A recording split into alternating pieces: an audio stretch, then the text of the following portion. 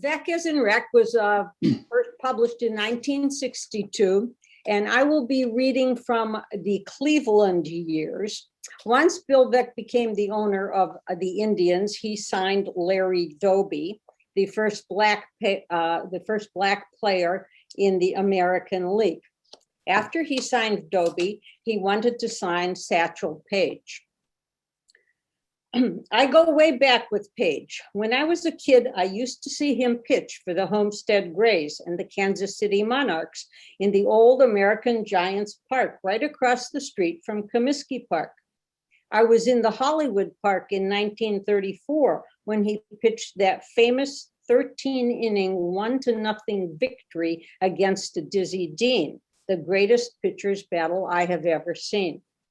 In his younger days, he had blinding speed, but only a little wrinkle of a curve.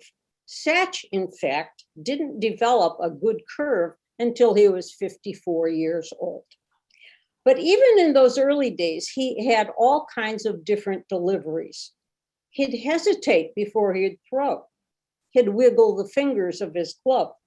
He'd wind up 3 times. Satch was always a practicing psychologist. He would get the hitters over anxious, then he'd get them mad. And by the time the ball was there at the plate to be swung at, he'd have them way off balance. His great asset, though, was his control. One of his barnstorming gags was to set up a 1x2 plank behind home plate and stick 4 10-penny nails into it.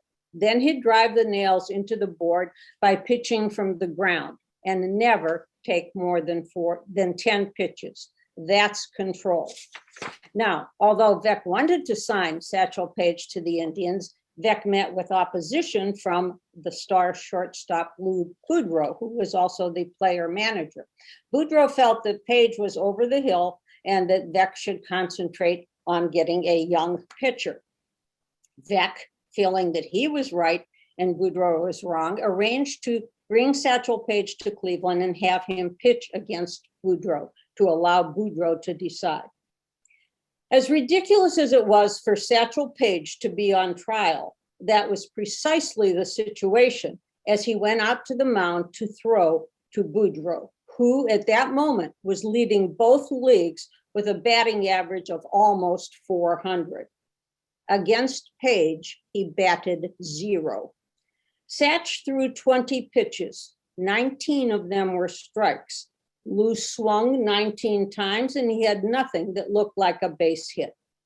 After a final pop fly, Lou dropped his bat, came over to me and said, "Don't let him get away. We can use him." We were at that moment sitting in first place. We had already drawn over 1 million people, and our advance sale alone assured us of reaching 2 million. In the face of all that, an astonishing number of presumably intelligent and literate writers saw the signing of Paige not only as a cheap and tawdry box office stunt, but as an admission that I was writing off our pennant chances. One of those writers who saw the signing of Satchel Paige as a cheap and tawdry stunt was J.G. Taylor Spink, the publisher of the Sporting News. And in Veeck as in Wreck, Bill Veeck quotes Spink's editorial. Quote, this is Spink's, "To bring in a pitching rookie of Paige's age casts a reflection on the entire scheme of operation in the major leagues. To sign a hurler at Paige's age is to demean the standards of baseball in the big circuits. Further complicating the situation is the suspicion that if Satchel were white, he would not have drawn a second thought from Veeck." End of quote from Spinks. To which Veeck concludes, "If Satch were white, of course, he would have been in the majors 25 years earlier, and the question would not have been before the House."